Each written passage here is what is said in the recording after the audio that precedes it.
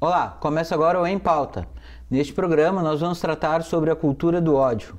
E está conosco o Maurício Klaser, que é mestrando em diversidade cultural e inclusão social. Tudo bem, Maurício? Tudo bem, tudo bem. Obrigado por participar do nosso programa. Eu que agradeço o convite. Maurício, fala pra gente assim, a cultura do ódio é algo recente, é algo de agora, ou ela apenas está aparente? Ela está visível, né, com o advento das redes sociais? Olha, eu acredito que o ódio já havia na sociedade, principalmente até o que o Gessé Souza vai falar no A Tolice da Inteligência Brasileira, que o ódio é uma marca da sociedade brasileira, uma sociedade que não superou muito bem a escravidão e que tem a escravidão como a sua marca. Então, o ódio ele vem acontecendo ao longo do tempo e acaba sendo até escondido por aquela ideia do brasileiro como alguém tolerante, cordial, que é aberto a receber a ideia do outro, enquanto que já diversos autores mostram que isso ao longo do tempo. E, claro, as redes sociais, ao amplificar as mensagens, ao a gente poder ver mensagens fora do nosso círculo assim, de carne e osso, a gente acaba percebendo mais esse ódio. E, claro, esse ódio também pode ter aumentado em todo esse cenário que a gente vê da política brasileira, onde a gente tem uma fragilização das instituições. Então, de certa forma, talvez agora é amplificado tanto pelas redes, quanto propriamente pelo contexto social que a gente vem vivendo aí desde talvez 2013, 2014, com mais ênfase a partir de 2015. Maurício, e quais são os riscos de uma sociedade pautada pelo ódio? Então, tem um autor que é o Engelhardt, que ele faz uma grande pesquisa empírica desde os anos 70, que ele vai buscar, tentar encontrar raízes culturais de uma mudança cultural nas sociedades avançadas e também nas que ele considera subdesenvolvidas ou até mesmo atrasadas. Bom, o que ele aponta é que sociedades que são mais tolerantes, que estão mais abertas a ouvir a ideia do outro, elas tendem a ter um maior desenvolvimento econômico e social. Qual é o caso desses países? Ele utiliza como exemplo na pesquisa dele a Suécia, a Dinamarca, esses grandes países avançados, como países que apresentam esses valores na sua sociedade. Então, e até na pesquisa dele, ele mostra que o Brasil é um país muito atrasado nesses valores. Então, até mostra que já é algo que existe na sociedade brasileira há mais tempo e que a gente precisa avançar. Porque as questões econômicas e sociais vão estar atreladas, os desenvolvimentos nesses dois campos vão estar atreladas ao desenvolvimento e a sociedade se adaptar e incluir no seu dia a dia esses valores mais de tolerância, de autoexpressão, de estar aberto a decisões pessoais, como, enfim, casamento gay, aborto e outras questões de fundo pessoal. Respeito às etnias. Isso, respeito a etnias, respeito aos imigrantes, respeito a pessoas que pensam diferente da gente. Então, é plural essa questão que o Engelhardt apresenta e é algo que a gente tem que se preocupar no sentido de que esses valores, mesmo no nosso processo de redemocratização, com a queda da ditadura militar, a gente avançou muito pouco, apresentando, claro, um avanço a partir dos anos 2000, essa pesquisa empírica vem apresentando que a gente avançou, mas a partir do momento que volta a crise econômica, a gente começa a regredir nesses valores já a partir de 2012, 2013, e até nesse ano essa pesquisa vai ser reaplicada e a gente vai poder ver melhor como esses valores passaram efetivamente por esse momento de crise política e econômica. Maurício, e qual é a linha tênue que define e separa, melhor dizendo, a liberdade de expressão e o discurso de ódio? Olha, eu acredito e outros também acredito que defendem essa posição, é de que o meu discurso, se ele não está impedindo que outras pessoas tenham mais espaço na sociedade, tenham mais espaço tanto em termos de acessar o mercado de trabalho, de expressar suas ideias também, essa é a linha, porque tem certos discursos que eles vão manter relações de poder assimétricas ao longo do tempo no Brasil. Um exemplo, que nem eu falei da escravidão, ao longo do tempo a comunidade negra, mesmo com a libertação dos escravos, elas não foram inseridas na sociedade. Então, um discurso racista no Brasil, que vai acabar, que nem a gente teve casos aí de se referindo que negros não trabalham, em espaços como quilombolas não trabalham, enfim. Tu vai reenfatizando, tu vai tudo que há de ruim com os quilombolas e tudo que há de ruim, segundo um candidato, né? Exatamente. Tu tá diminuindo o espaço de um público que já não tem muito espaço na esfera política. E não contextualiza que houve a libertação dos escravos, não houve nenhuma política de compensação, nenhuma política pública pensando neles. Simplesmente, né, vão embora e vocês estão livres, né, mas não houve nenhuma preocupação de inserir, como tu falou antes, né? Sim, de não... Então, para mim, essa é a linha da liberdade de expressão e do discurso de ódio, é que o discurso de ódio é aquele que vai reduzir direitos do outro, vai reduzir o espaço do outro na esfera pública, na esfera democrática. Então, eu acho que também é um momento de a gente pensar de certa forma, a gente tem um rompimento de um marco civilizatório no Brasil, onde a gente vê que esse discurso vai se legitimando e mostra tendo espaço a partir de candidatos que defendem esse tipo de discurso, a sociedade aceitando esse tipo de discurso a partir de movimentos sociais que se organizam na rede, ou seja, utilizam-se de uma ferramenta que lá atrás todo mundo apontou que seriam ferramentas de ampliar a democracia, que é empoderar os cidadãos para discutir, para votar com maior velocidade. E hoje a gente vê essas mesmas ferramentas que eram utilizadas por movimentos progressistas, movimentos que buscavam ampliar direitos. Hoje, essas mesmas ferramentas são utilizadas para reduzir direitos, para fazer campanhas para reduzir direitos, como se mostrou agora no caso da Eletrobras, que se deu que o governo contratou uma empresa de relações públicas para convencer a população que a privatização dela é importante. Então a gente vê as ferramentas que antes eram para empoderar o cidadão, para ampliar a esfera pública e a esfera democrática, hoje, de certa forma, ela está sendo utilizada para reduzir direitos, como eu falei, e essas outras questões. Maurício, antes tu comentou, né, da crise econômica, né, que agrava a questão da intolerância, né?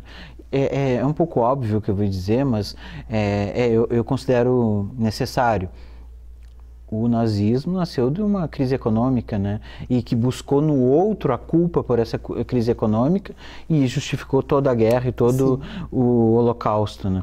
Quer dizer, então, nós estamos vivendo num momento de crise econômica, então, quer dizer, embora, né, nem queira pensar nisso, mas é uma possibilidade.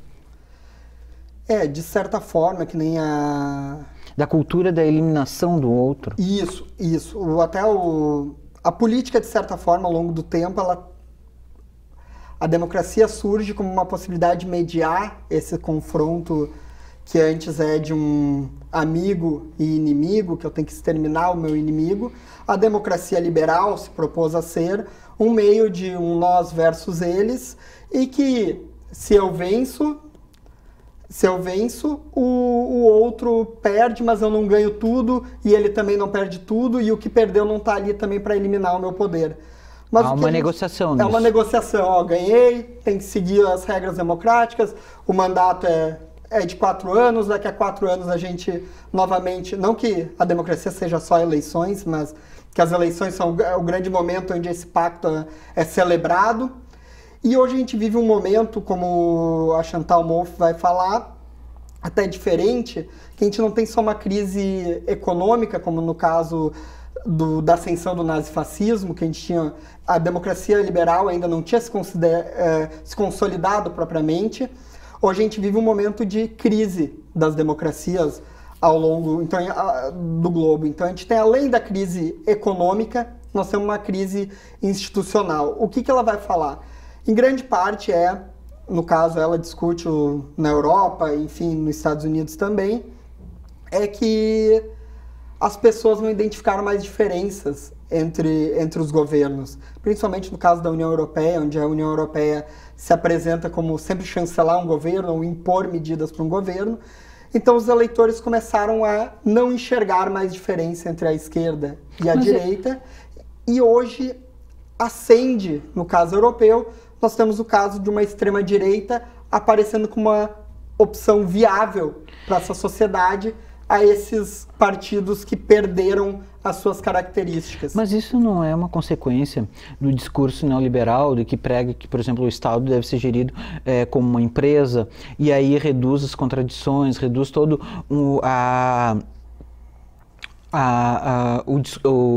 o debate sobre, né, o sujeito, sobre a cidadania, né? Não é uma consequência do modelo neoliberal que está, no mínimo, há 3 décadas, 4 décadas em vigência? Sim, sim. Até retomando o Engelhardt, uma das coisas que ele fala, que a base para sustentar a valorização desses valores mais de tolerância é haver um estado de bem-estar social bem constituído. E nós temos um momento onde o estado de bem-estar social é desmantelado, e no caso do Brasil nem é construído.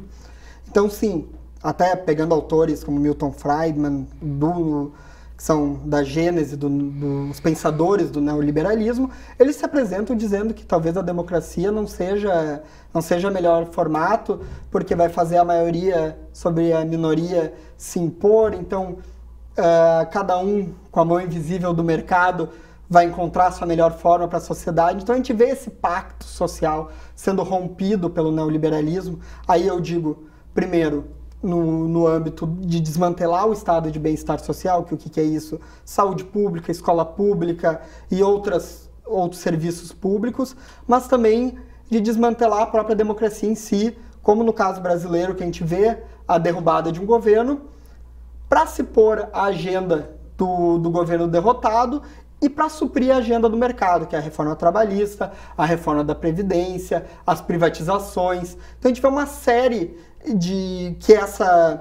que eu falei, esse enfraquecimento da democracia e das instituições está diretamente relacionado com esse avanço do mercado sobre a democracia. Consequentemente, o 1% fica ainda mais rico do resto dos 99% da humanidade mais pobres. Concentração mais brutal ainda da renda. Sim, mais brutal e ainda com menor possibilidade de, a partir da política, acessar outros bens. Por isso que o neoliberalismo aparece sempre ou sendo aplicado por governos ditatoriais ou por governos com viés ditatorial, ou que se fecha no seu governo, não deixa a população ter espaço. Até ano passado, o exemplo, quando foi votada a reforma trabalhista, a população não pôde chegar nem perto da Câmara de Deputados.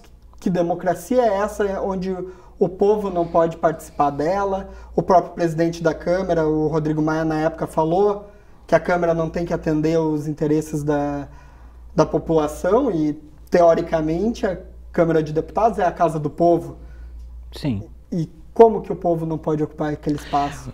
Maurício, voltando para a cultura do ódio, né? A filósofa Marilena Chauí falou há pouco tempo numa entrevista sobre a polarização no país entre a carência e o privilégio, né? Na tua percepção, né? Até que ponto esse discurso contra um Petralha ou contra um Coxinha, né, vai justificar a falta de diálogo, né? Mas isso eu peço para te responder depois do nosso intervalo, tá? Tudo bem. O Em Pauta volta em breve.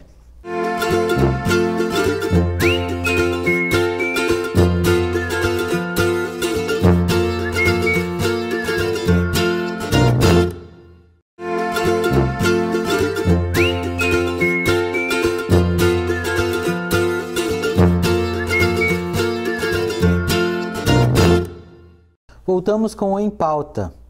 Hoje estamos falando sobre a cultura do ódio com Maurício Klaser. Maurício, antes do nosso intervalo, tinha te questionado sobre essa questão, né, de a gente separar dois grandes grupos, polarizar entre petralhas e coxinhas, né? E com isso vai passando várias coisas, né? Inclusive a ética pessoal de cada um, respeito pelas individualidades, pelo pensamento diferente, né? Até que ponto essa lógica da polarização vai justificar a morte, né, do respeito pelo outro? Então, para mim tem duas questões que cobrem esse tema. Um que é a que eu já falei dessa insegurança institucional que aconteceu. Então, quando não há segurança, os grupos acabam cada um indo mais para o extremo e se fechar. E outro, eu acho que é uma dimensão técnica, até para voltar à tua pergunta sobre as redes sociais. Grande parte hoje desse tipo de mensagem de intolerância estão passando pelo meio das redes sociais, e as redes sociais têm essa tendência a formar bolhas. Todas as redes têm a tendência de, como é um local de consumo de informação, que as plataformas estão ali ganhando dinheiro a partir de anúncios, elas querem que as pessoas sigam na rede. Como as pessoas seguem na rede, não ficando infelizes com ela, passando ali. Então a rede, ela tende a apresentar sempre conteúdos que as pessoas já concordam. Então tu vai vendo cada vez mais o mesmo tipo de discurso e cada vez mais tu pode dar um passo adiante por não ver o outro, não ver o que está sendo atingido por aquela mensagem. Então, o que tu falou ali dos petralhas e dos coxinhas, cada um vai fechando dentro do seu grupo e das suas mensagens, e cada um vai extremando ainda mais as suas mensagens, ampliando o espaço para atender ao ódio, esse tipo de posicionamento. Um terreno fértil para fake news, para a disseminação do ódio, como tu comentou. Sim, terreno extremamente fértil. Até o Slavoj Žižek fala que as fake news são quase como um consumo da felicidade. Como eu já falei, tu quer uma notícia falsa, o que ela é? Ela nada mais é do que algo que eu já penso.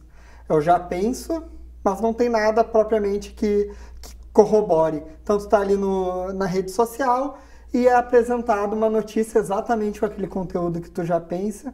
As pessoas não têm mais o hábito de clicar e acabar lendo o conteúdo, a mensagem ali, a manchete está bem chamativa, a pessoa já compartilha porque ela se sente bem que aquilo que ela já acredita aparece num conteúdo que ela não apura de onde é que é, e ela passa adiante, e provavelmente essa mensagem vai chegar para amigos que já concordam com aquela mensagem, o que acaba amplificando a notícia falsa. Então, certamente, esse espaço que se deu à intolerância acaba tendendo para o compartilhamento dessas notícias falsas. Mas, Maurício, antes das redes, né, eu vejo que houve uma não sei, a minha interpretação, minha visão, houve também, falando na questão do terreno, né, houve uma preparação desse terreno fértil para a cultura do ódio através das mídias tradicionais,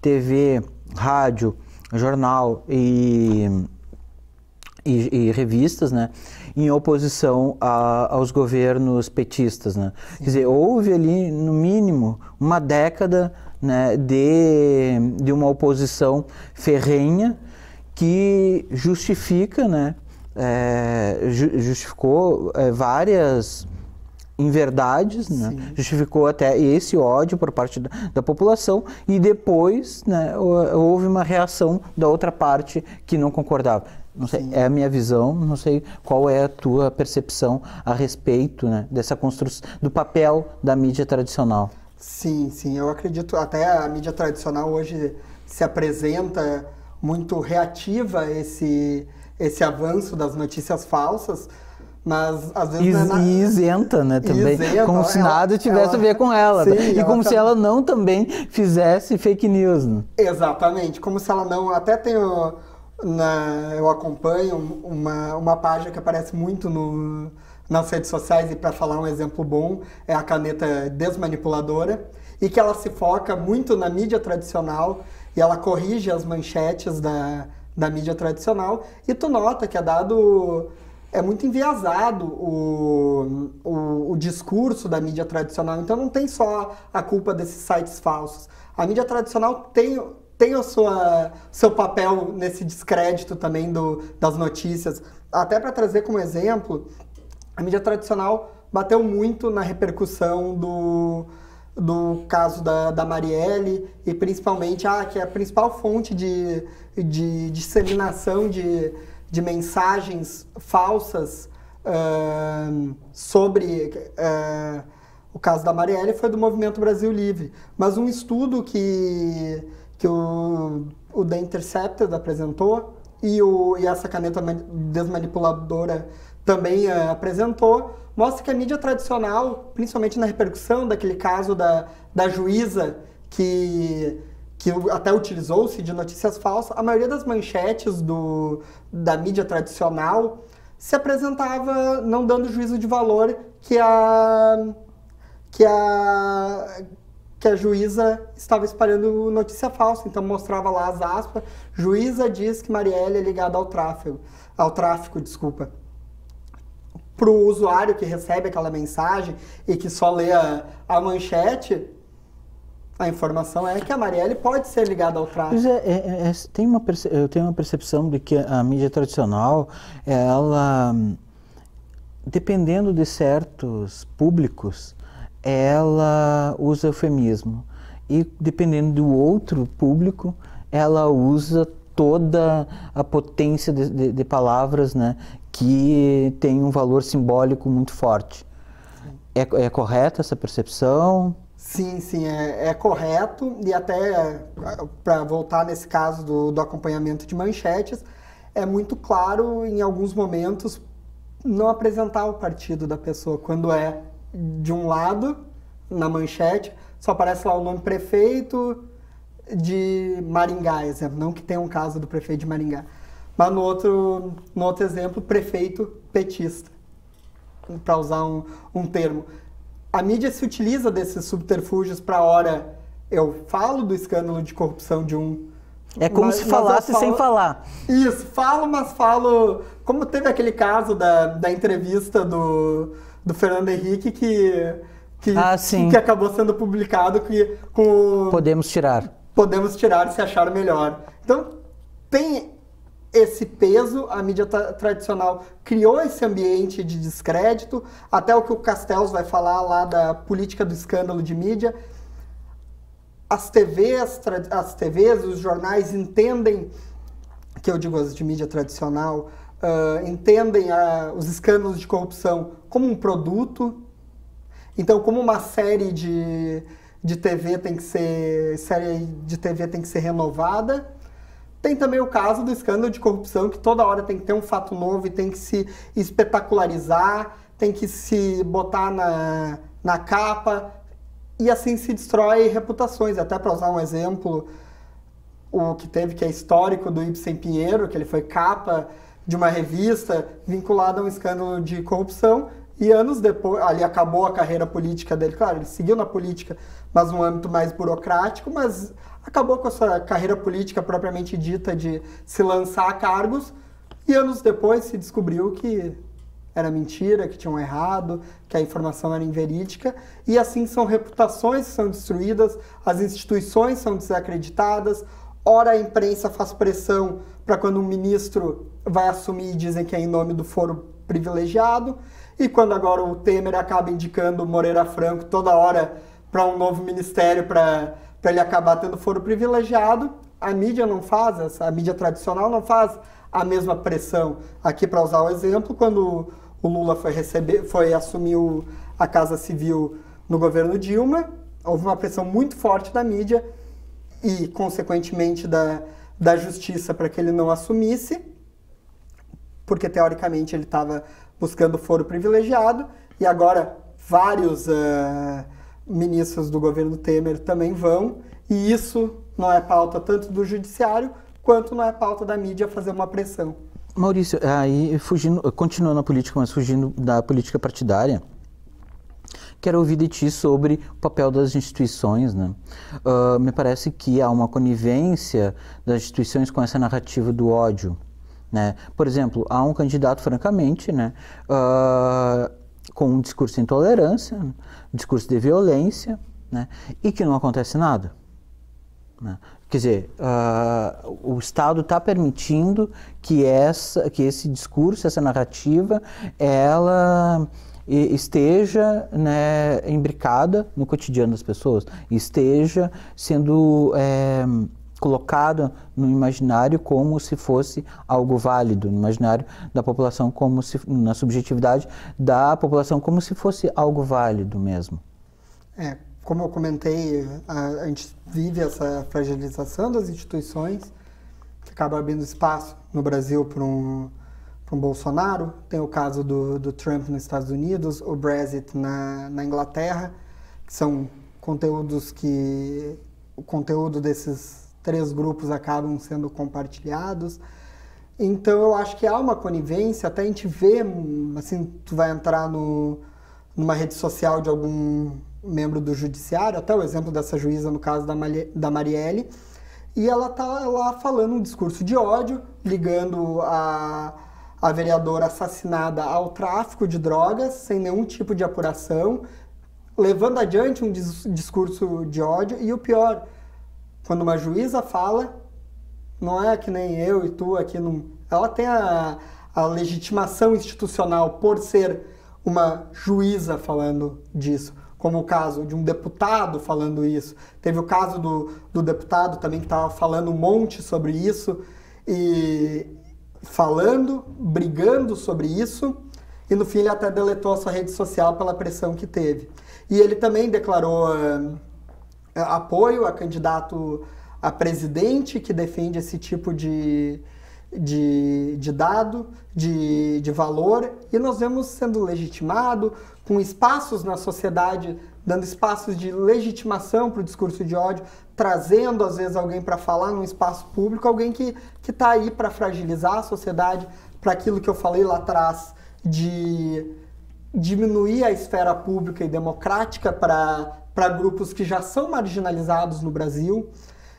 Então, sim, eu concordo que as instituições estão sendo utilizadas ainda para amplificar esse discurso de intolerância.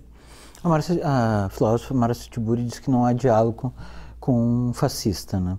Mas como a gente pode reconciliar, né, o Brasil, como podemos reconciliar, se é que existe, né, essa possibilidade, entre esses 2 polos, né? Sim. E para encerrar, porque já me avisaram que já está no final também, as eleições, né, que temos em outubro agora, é uma oportunidade para que isso aconteça? Olha, voltando para essa questão da fragilização das instituições, mostra que o problema é muito maior do que propriamente essa polarização e essa falta de diálogo. Então, é importante que as regras nessas eleições sejam respeitadas, que as pessoas também saibam tolerar o diferente, que, como vem se mostrando, não está tendo espaço. As eleições podem, inclusive, na verdade, não resolver, propriamente dito, como eu falei, é um problema maior do que as próprias eleições. Porque é um problema mundial, né, Maurício? Isso. Só para contextualizar, assim, tu comentou antes, que a gente não estava gravando, que é um movimento mundial de que é fomentada a direita, né? Está se apropriando da cultura e dos mecanismos de comunicação para difundir uma ideologia. Isso. Uma das questões que várias pesquisas que vão falar da direita alternativa nos Estados Unidos e na Europa, e que aqui no Brasil aparece pelos grupos de extrema direita, por muito tempo eles tentaram se legitimar politicamente e não conseguiram espaço no jogo político. Então eles tiveram uma guinada de ir para um âmbito cultural, de fazer o seu embate nesse âmbito cultural, de disputar o que eles chamam de disputar corações e mentes. E há, desculpe te interromper, e há fomento para isso. Instituto Atlas, Irmãos Koch, que fomentam financeiramente essa política, essa difusão desse pensamento, melhor dizendo. Sim, esses grupos eles aparecem por esse Instituto Atlas Foundation, eles aparecem ligados no mundo inteiro. Aqui no Brasil vai aparecer o Movimento Brasil Livre, o Estudantes pela Liberdade, que também é ligado tem um outro Instituto Mercado Popular, todos esses estão ligados aos Irmãos Koch, enfim. Eles aparecem também no Brasil, tá mesmo tipo de influência. A gente teve a influência que nem agora diminuiu por causa da crise da Cambridge Analytica, que tem interesse de empresas russas, seja na eleição americana.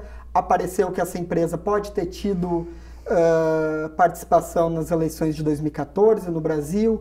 Então nós vemos que quem domina financeiramente e domina a técnica das redes está fragilizando as instituições e pode influenciar nas eleições agora desse ano, o que vai fazer com que esse nosso problema que a gente está tendo talvez até se agrave a partir de uma legitimação do voto. No caso atual, a gente tem um projeto de governo que não foi legitimado propriamente pela população, e agora com essa sociedade fragilizada e com um candidato, o líder das pesquisas, não podendo concorrer, provavelmente o segundo colocado pode ganhar, e é um candidato totalmente vinculado com a intolerância. Então, o que está me dizendo é que estamos com um sério risco, né, de termos uma democracia não só no Brasil, mas no mundo inteiro, fragilizada, que põe em risco, inclusive, a civilização.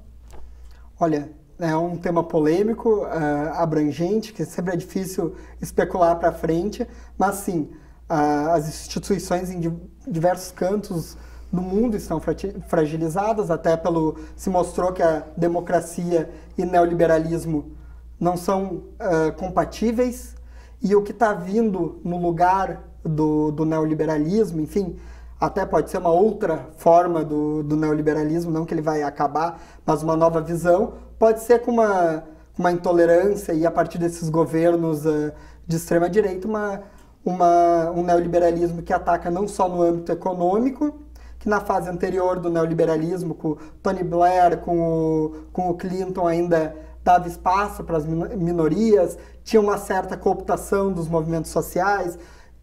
E agora, essa nova fase do neoliberalismo, ela traz consigo a intolerância.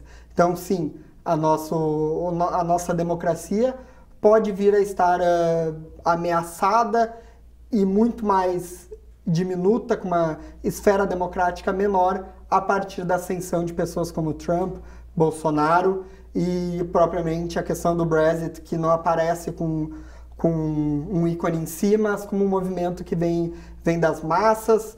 E o caso na França, que a segunda colocada foi a Marine Le Pen, que tem um discurso até mais radical que o Trump, contra a imigração e contra imigrantes.